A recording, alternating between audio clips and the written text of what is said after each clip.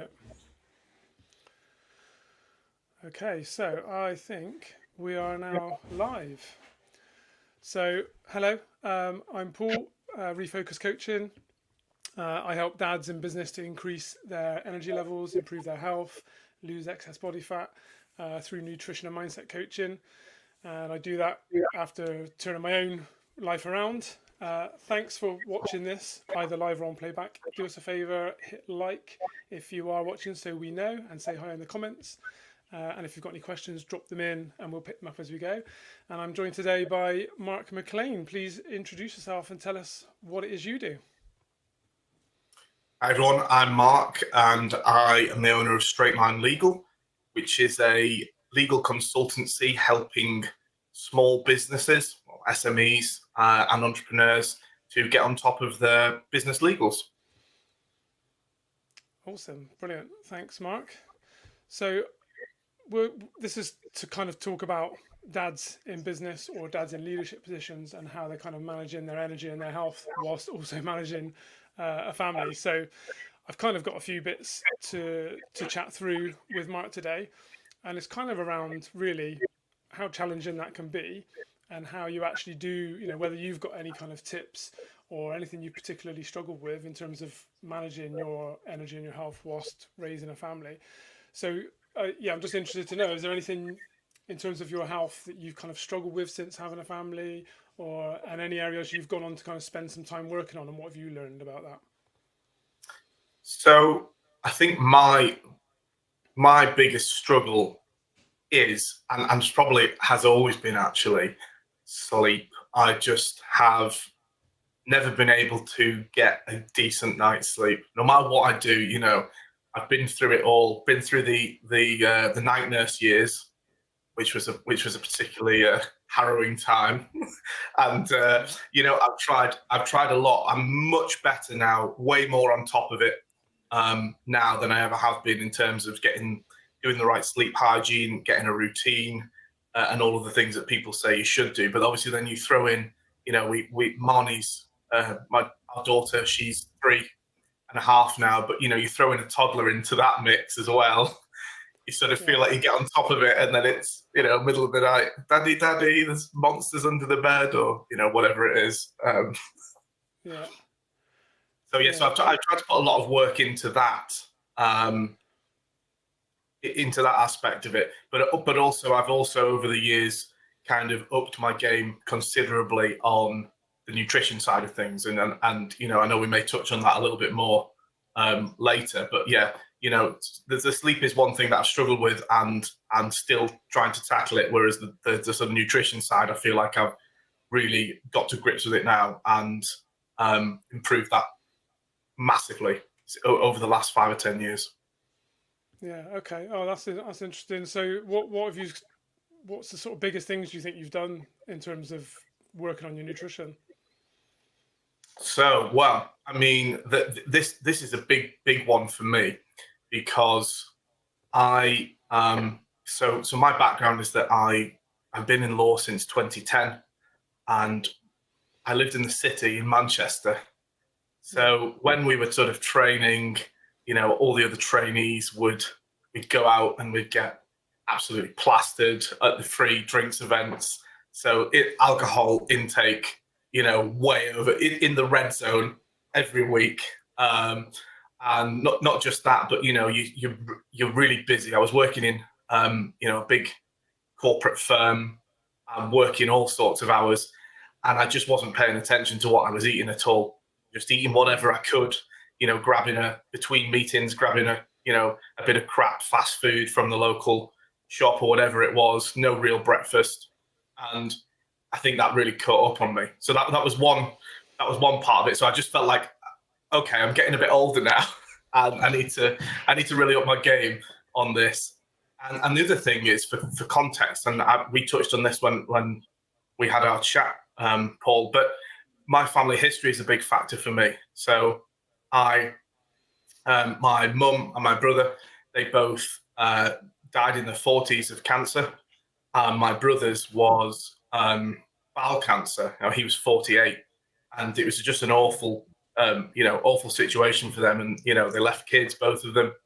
And obviously, this isn't the X Factor sort of sob story sympathy aspect, but it's a context for me because it's a big driver for me eating healthy, and particularly with bowel cancer. A lot, even though you might have a genetic vulnerability, which it seems we probably do based on the history. The evidence suggests that epigenetics is a big, really big part of it in preventing certain cancers, bowel cancer particularly. If you can get on top of your nutrition and your diet, eat the right things, as part of a bigger picture as well. But that can be a massive factor. So you asked me a very simple question, but I gave you a really long backstory there. But that's the driver for me to really get on top of my nutrition. So how have I done that? Well, I read a lot of books. People like Dr. William Lee, who does Eat to Beat Disease. And there's another chap, what's his name? Mark Hyman, who does, he does a lot of stuff on longevity and what type of things people in the blue zone areas eat. These people who are living to 100, how do their diets look? And so I've kind of taken a lot of that and made my own diet plan based on that. I've not really got any. I never went to a sort of formal nutritionist, but I sort of pieced it together based on and I read all the studies. I'm the type of person who I'm going to look into something, I'll kind of do it properly. So I went and read all the studies on it and found out, for instance, broccoli is really an absolute powerhouse of nutrition. And also on top of that, it's got loads of great enzymes and chemicals in it that help prevent cancer.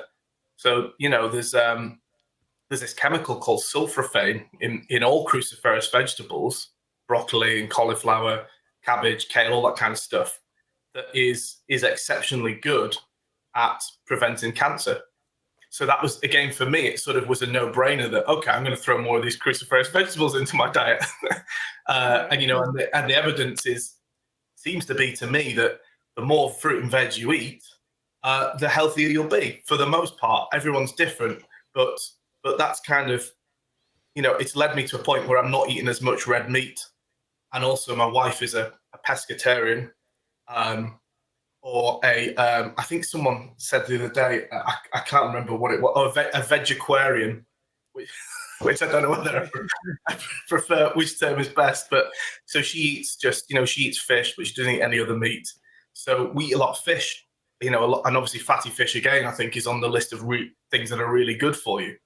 Mm-hmm. So I think she transitioned, so she used to eat a lot of meat and she moved into to eating a lot less of it. So we both kind of did that together. And I think that's probably helped a lot as well, because the evidence that I've seen is coming out saying, well, red meat is okay in moderation, but any more than that, and we think it's a carcinogen. We think it causes cancer, just like smoking does, which is alarming. And then processed meats as well, massive red flag for a lot of people, particularly looking at bowel cancers and things. It's a huge risk factor. So that's kind of where I've gone with it, if that helps. Yeah, no, that's fantastic. I mean, I have these conversations with a lot of people when I work with them, and people aren't generally as far along as you. They haven't gone and read the really dry research and all the the data and analysis, but you're doing all the right things, which is fantastic. And actually, if you think back to kind of old school way of thinking about nutrition, it really stripping back to basics is the best way to go anyway. And the science and the years of research are now showing this to be true as well. So, with our grandparents telling us to eat our greens, it was for a good reason. Yeah, and you do find that a lot of these things is keeping it simple. Eat more fruit and veg. If everyone ate more fruit and veg, that's already an amazing start, isn't it? Yeah, no, absolutely.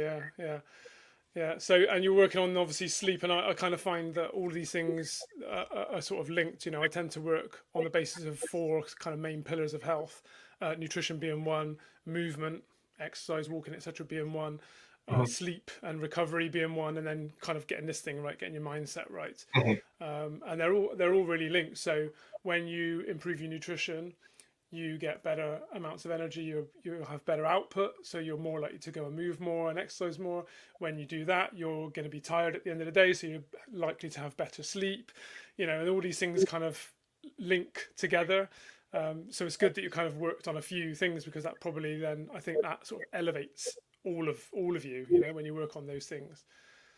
So Yeah, yeah, absolutely. It's all interconnected, isn't it? yeah, It's that you can't just say, okay, I'm going to eat really healthily, but then get 3 hours sleep and never exercise. yeah, exactly, You got to yeah. feed it all in together.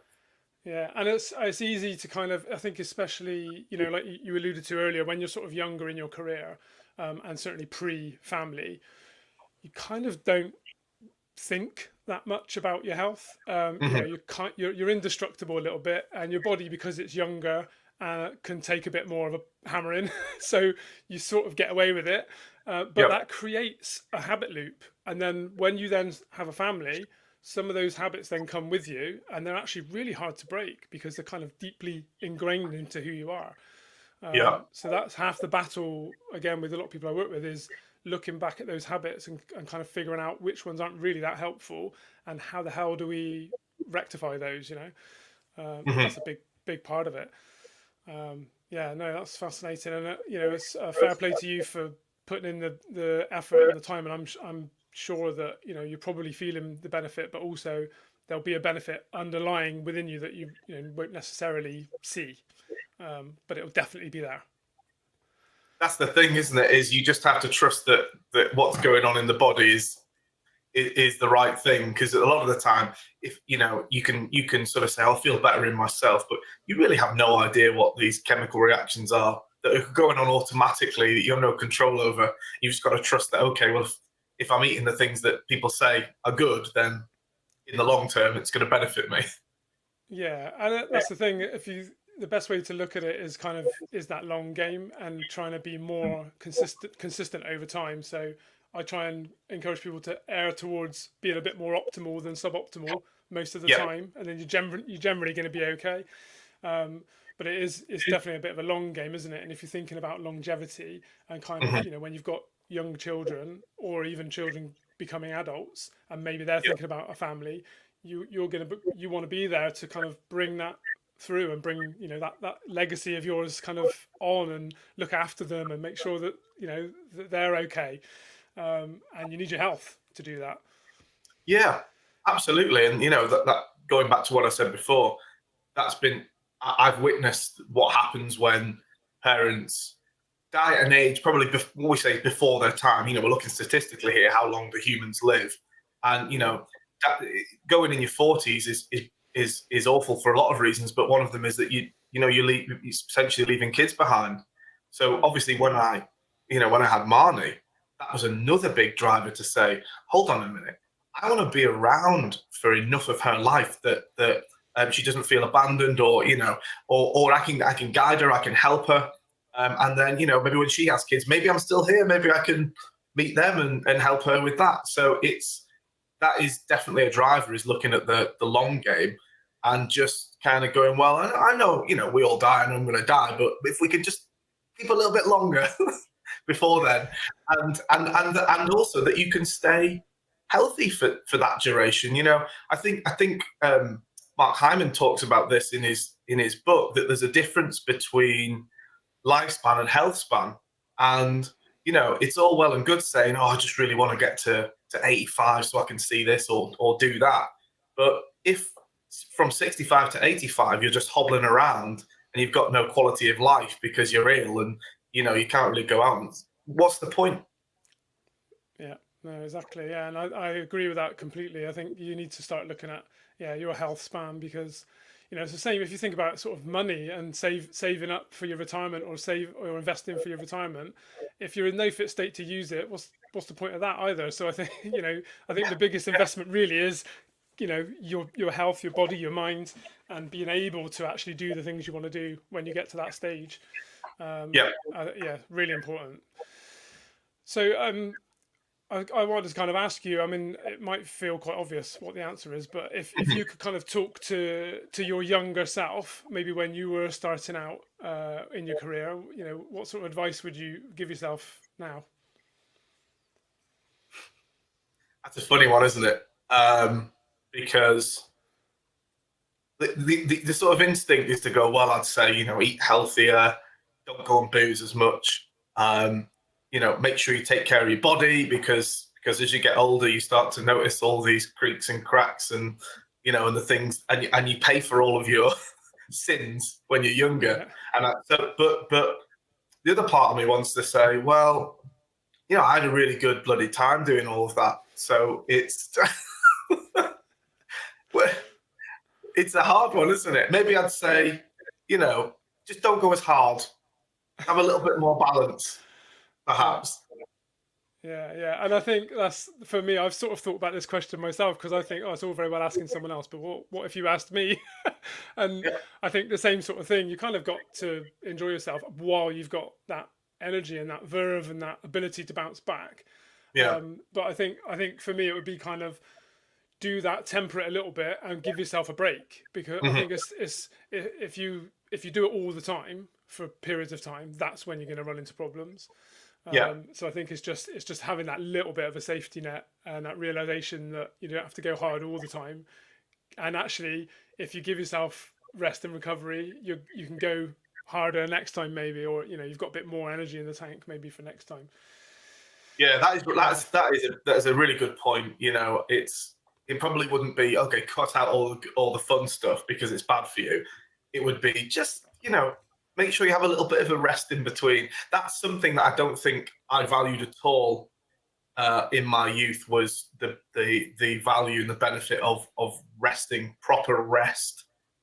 It was all go. Everything was go, go, go. And even when I was, wasn't at work or doing a networking event or whatever it was, we'd be doing it in a social sense. We'd be going out, we'd be seeing someone, we'd be traveling, we'd be doing this, and there was just barely any time for rest, and it really does sort of slowly burn you out, and you don't realize until you're on the point of going, oh, God, I feel awful. Well, how did this happen?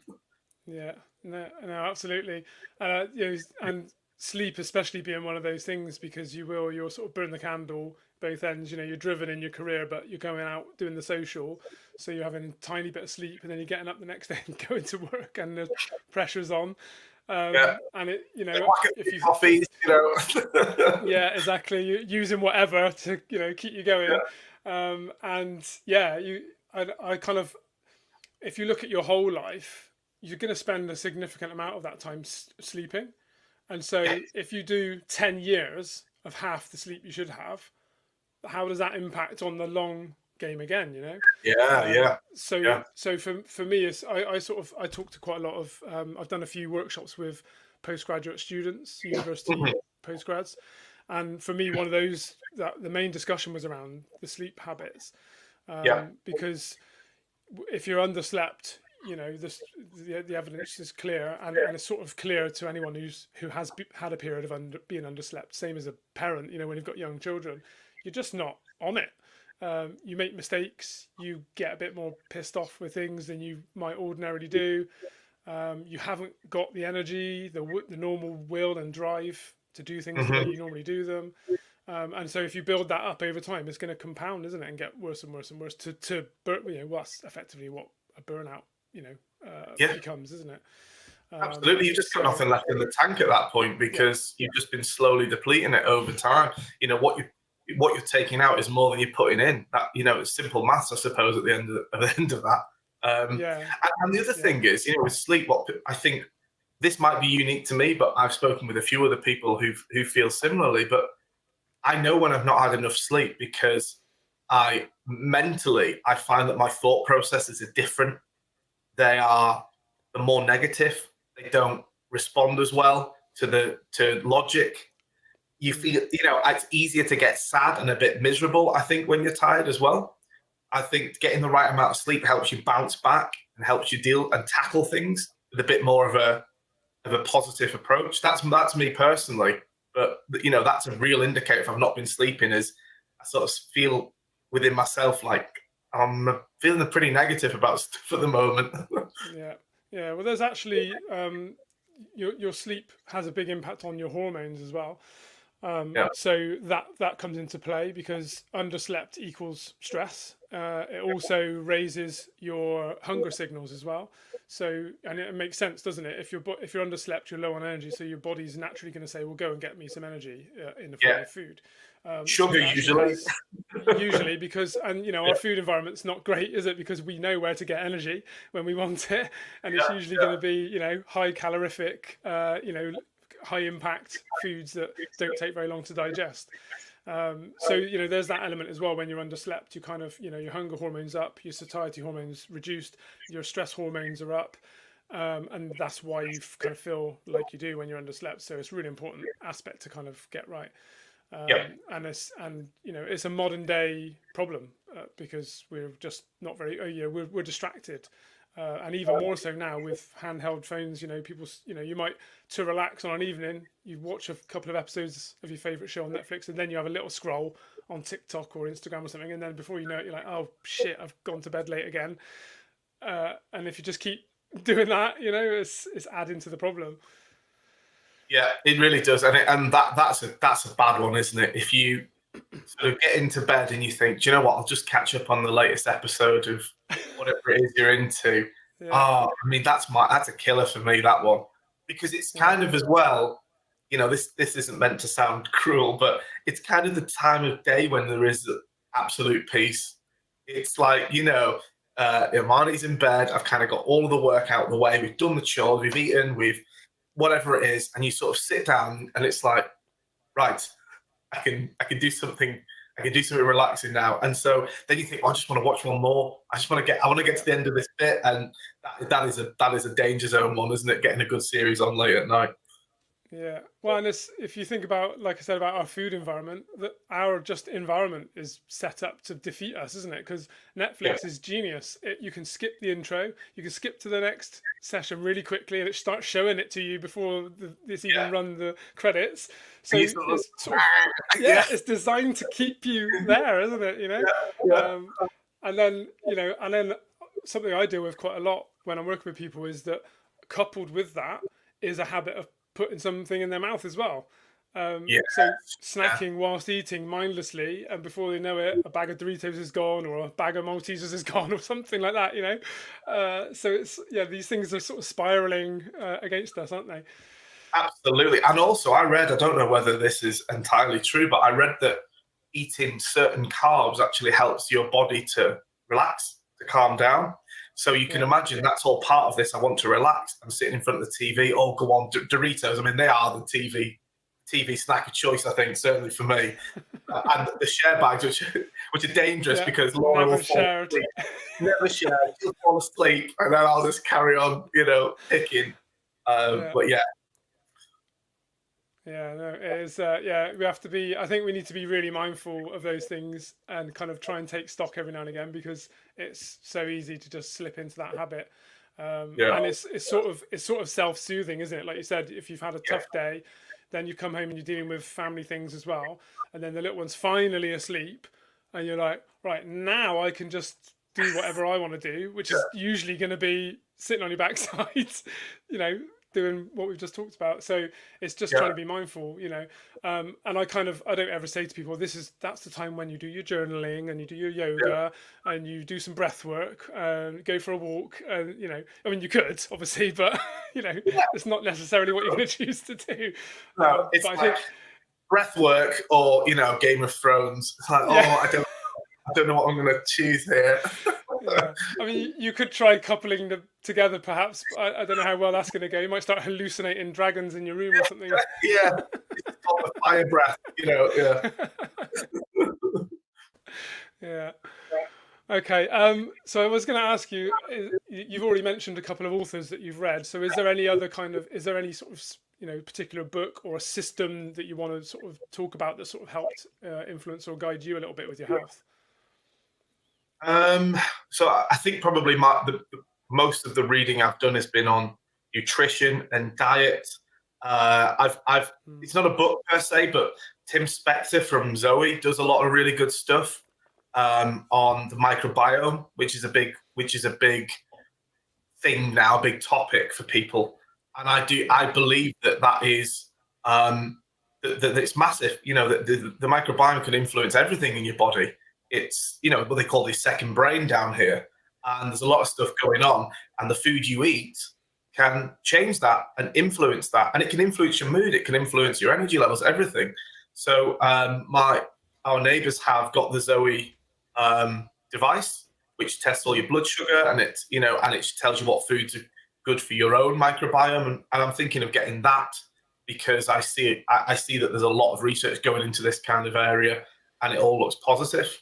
So that's something that I'm sort of exploring at the moment. But going back to what I said before, Eat to Beat Disease by William Lee is an incredible book in terms of the level of research that he's sort of gone into, and it sets out the, you know, the different defense systems of the body and how you can boost each one, what type of vitamins and minerals you need, what type of food you should be taking on a daily basis, on a weekly basis. So that kind of set out a bit of a framework for me. That really helped.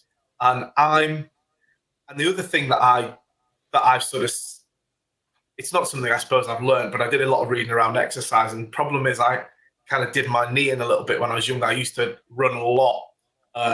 Pretty much, probably for about 8 years, I ran every morning about 3 to 4 miles. And so I think it just absolutely destroyed my knees, to be honest with you. So I don't tend to do as much these days, but what I do make sure I do is get out every day for a walk, a decent pace for ideally half an hour, because I'm sat at a desk all day doing my job, and you sort of get into this thing where you're hunched over and your neck's sort of coming forward and you end up looking like a goblin. And I think just getting out and moving is one of, you know, one of the best things I've done anyway, is kind of keeping that as part of my system. Yeah, no, I think that's really important. Absolutely. I know I was going to ask you about, you know, any sort of daily non-negotiables, and that's certainly one of mine. Is that, you know, without fail, whatever the weather, any time of year, I'm going to go out and walk at least twice a day. Yeah. And I think there's a benefit to get away from the desk for a start. Then there's the Yeah. physical and physiological benefits. There's the mental benefits. You know, I find if I've got a problem I'm trying to solve, sometimes just going for a walk with no podcast, no music, just walk, your brain sort of figures things out, and you come back with that solution sometimes. It's magic, isn't it? Yeah. It's real. It's real. You know, and I don't understand the science behind that, but you're 100% right that if I'm you know, trying to untangle a really complex legal issue, and I'm just sat at my desk, you know, head in my hands, trying to think of a solution, you know, you get to the point and I go, do you know what, walk, and 9 times out of 10 I'll come back from a half an hour walk and I'll have the answer. And it's crazy, and I don't understand why that happens, but it really is. There's so many benefits to it. Yeah, I think it's partly. I've been thinking a lot about this recently, and I think a lot of it is just due to our attention, and where we place our attention is where we're going to succeed in the moment. And I think, well, like we touched on earlier, there's so many distractions that, you know, even when you're sat at your desk thinking about a problem, there's a potential for a ping to go off and an email to come in, or for you to see a note about something else on your desk, or, you know, anything that could distract you. Whereas when you're on that walk, a lot of people get it in the shower. They figure out things in the shower, but it's because you're not doing anything else. You know, you're just doing that one thing. And I think there's a lot of power in that act, is just doing the one thing without distraction, and let your brain catch up, you know, and let your brain figure it's problem solving all the time, and we just don't let it because we're constantly feeding information in. So much input, sensory input constantly. The shower thing, is that something you hear often with your clients? Because my wife Laura always says, God, you're so goddamn long in the shower. But I say to her, I'm thinking I've got some brilliant ideas for the business from this morning's shower. And I genuinely do feel like I get great ideas in the shower as well. Yeah, no, I know, and it's a nightmare if you get a really good idea, and I don't know if you're the same. If I get a really good idea, if I don't write it down somewhere straight away, quite often they're just gone forever. And so if you're in the middle of a shower and you're like, I've got to write this down. You sort of come out of the shower soaking wet, trying to find the phone or something to I was write it down. shouting to the phone or like, Alexa, make a note of this quick. Oh God, my Alexa's gone on now. Oops, days I shouldn't have stopped. Sorry. Yeah, but I think that's the thing. It's allowing you to just pay attention to one thing is really critical. Yeah. And I think this is I was talking earlier about kind of being mindful with the habits around your behaviours in an evening or when you're snacking. Again, I talk to clients a lot about being mindful. So if you're going to have a snack and a treat, fair enough, but just do that. Don't do it alongside another thing because you're sort of building habits and then you're not focusing on the thing. So you're always going to overeat. I think it's quite a fascinating line, that, isn't it? And I have great ideas in the shower quite often. So it's always a bit of a problem. I never thought to shout to a device though and make a note. So I'm gonna try that. Marnie, come here. Tell mummy this. Tell mummy to write this down. I think we should develop like a notepad, some sort of waterproof notepad where you can stick it on the shower wall and then just scribble out points. Yeah. Yeah, there's a niche there. We should maybe create a device. Watch this space, everyone. Cool. Well, we've gone 30 odd minutes. I don't think anyone's tuned in live, so there's no questions or anything. Was there anything you wanted to kind of, cover off or talk about before we kind of wrap things up? No, I mean, I think we've covered quite a lot there. Covered some really good ground. But selfishly, I'm going to ask you, what are your tips for getting better sleep? Because as I said, I try, but that is my Achilles heel. And I started taking magnesium. I think that's really helped actually in the evenings. Me and my wife both did that, and we actually got the little gummies for Marnie because you can get the baby ones for age 3 with a lot lower dosage, and it's totally worked for her. She started sleeping way longer, and so that's good. But I'm always looking to collect tips on it and try and get little nuggets to see if I can improve it. Yeah. So magnesium is a good shout. And it's kind of why bananas work quite well as well, because they've got decent levels in, and they've got potassium, which I believe helps as well. But also they've got that soft fiber carbohydrate again, which is quite soothing. So they're actually quite a good thing to eat later on in the day. So it's a good snacking tip for evenings. Okay. So for me, the kind of key things with sleep, from what I've read and from the work I've done with clients, is to try and have a really regular cycle all of the time. So most people tend to sleep more on a weekend because work, schedule, etc., etc.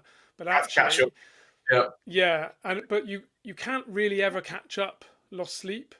And our body actually responds well to cycles. So that circadian rhythm, once you've got a rhythm and it's the same all the time, your body becomes attuned to that. And so it adapts your hormonal response, it adapts your metabolism. So it's really worth trying to fix a routine. So go to bed at the same time every single day, no matter what. Obviously, if you're out, then fair enough, that one's gone. But also get up at the same time. And that creates that nice rhythm. And then there's the obvious things, like have a low temperature in the bedroom, obviously dark, quiet, reduce the blue light before you go to sleep. So have some sort of wind down routine.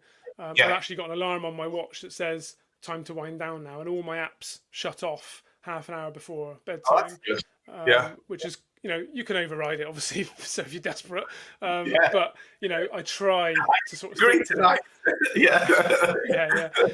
Because if you think about it, right, if you say, I don't know, a lot of people say, oh, I get 7 hours sleep a night because I go to bed at 11, but if they don't actually go up the stairs until 11 and then they're washing, brushing their teeth, checking the doors and windows, lying down, and then take 10-15 minutes to go to sleep, they're probably only getting 6 hours sleep. So I sort of encourage people to reverse engineer their routine and then just go a little bit earlier or do things earlier in the day. So what a great tip I give to people who struggle with evening snacking is to brush your teeth at your kids' bedtime.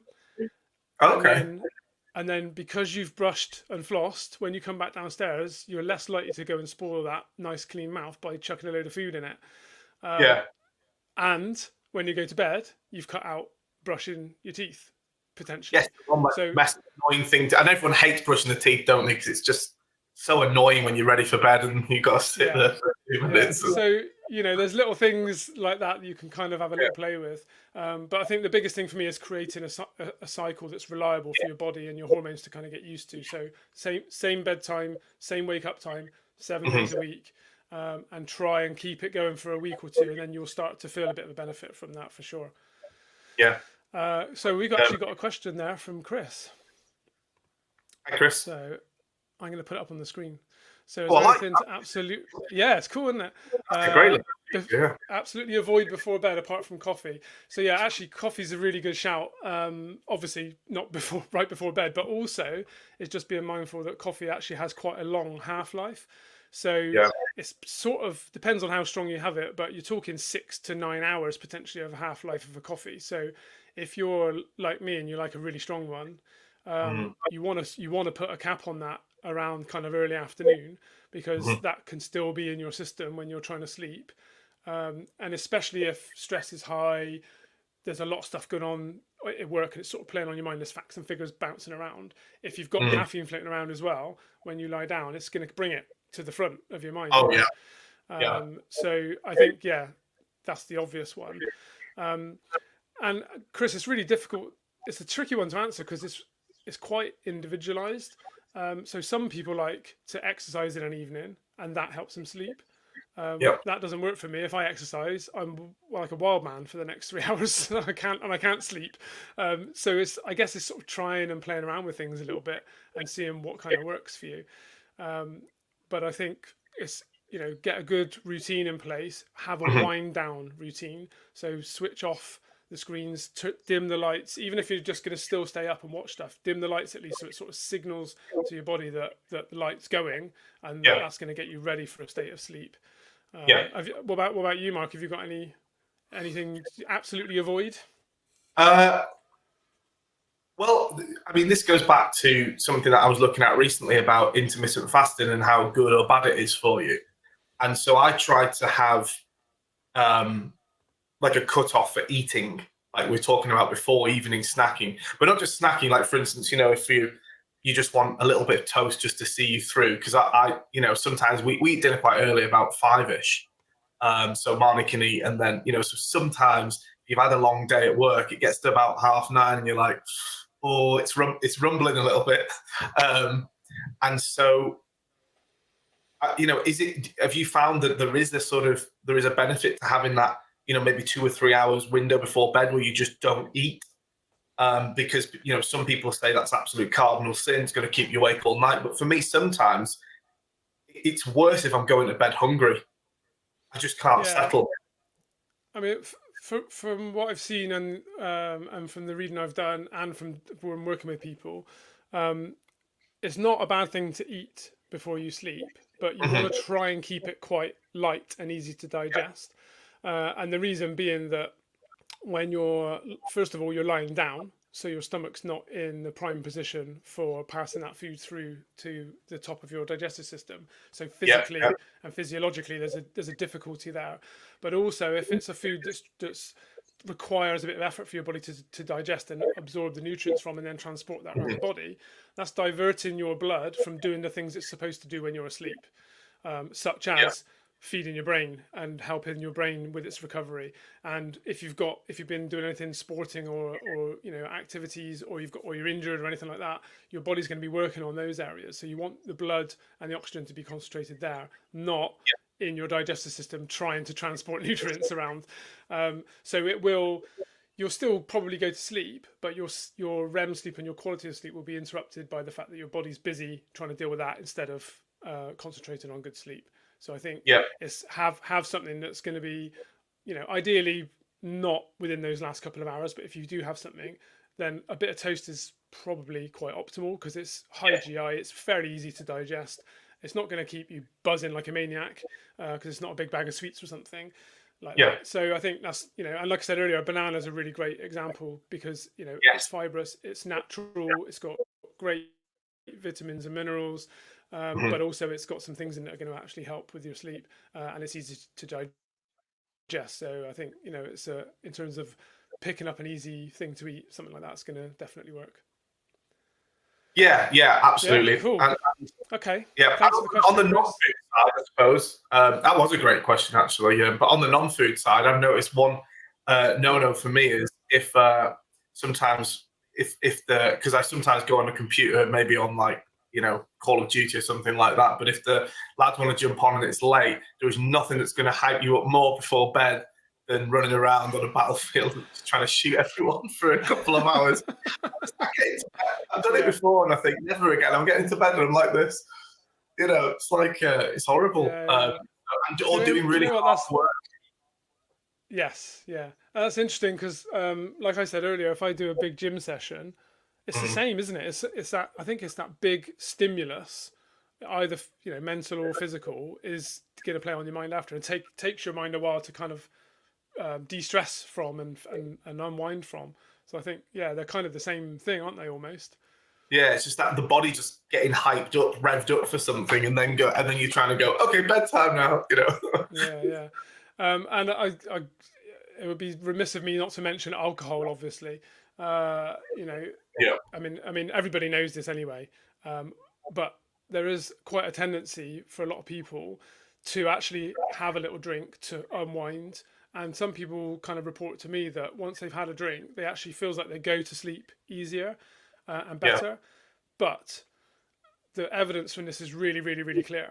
If you hmm drink alcohol, even one measure of whiskey or a small glass of wine or a tiny bottle of beer, it does impact on your REM sleep and the yeah, quality of sleep. And it does that because it increases your heart rate all the way through the night. And if anyone wears a tracking device like I wear, you'll actually see that overnight. So if you measure your sleep and then you have even just one drink, even early evening, your heart yeah, rate will still be higher through that night. And that's because your liver is obviously trying to process that. Your body's trying to get rid of it because as soon as you drink alcohol, your body's working to get rid of it because it's a toxin. yeah. So yeah, definitely a one to avoid sort of later on because it's definitely counterintuitive. It may feel like it sort of you pass out, but your quality of the sleep is going to be destroyed. So you wake up feeling pretty naff. Yeah, I'm 100% can verify off my own Garmin because Yeah. that's a really good one. It does your heart rate and it obviously measures what it thinks is your sleep, but it's a bit crap. The one thing it Mm. does show you is your heart rate variability. So they Yeah. can have the body battery, shows you how much you recover while you sleep. And then in the day, it sort of wears down. So you kind of get this cycle. But if you've been hitting the source, then the recovery is just so minimal throughout the night. You're waking up and it's you went to bed and it was on 20 and it's 23 instead of 100. And you're thinking, oh God, Yeah. Yeah. No, So and it we all know this anyway, don't we? From those earlier days, we know that that's happening. yeah, But it's good to have this data now. These devices are fantastic for that sort of thing. yeah. So that's definitely a really good one. Well, look, we've gone sailing past our initial half an hour. It's been really, really, really good to chat to you. Thanks so much for doing this. And it's provoked a lot of thought, hopefully, and some useful ideas for other people. So yeah, it's been really good. And if anyone wants to kind of get in touch after this, then put a comment on the video on LinkedIn or send Mark or me a DM. I'm sure we're happy to chat about any of this stuff. And Mark's had plenty of experience that he can share with you as well. I So also yeah, do thanks a legal lot, Mark. as well. And yes, of course, yeah, Mark also does legal stuff as well. If you want the And help, I'm yeah. if you want the legal stuff, you can come to me. Yeah, yeah, and yeah, and I help dads with all of this stuff we've been talking about today, and and there's no one answer for everybody. It's a really I think that's the reason I like to do sort of personalized help one-on-one with people is because it's completely individual to you, and together we'll figure out the best things that are going to work for you, basically. Yeah, this has been fantastic. Thanks so much for doing this, Mark. Really appreciate it. No problem. Thanks for having me, Paul. It's been great. Cheers. Yeah, cool. Thanks a lot. Bye. Okay. Cheers.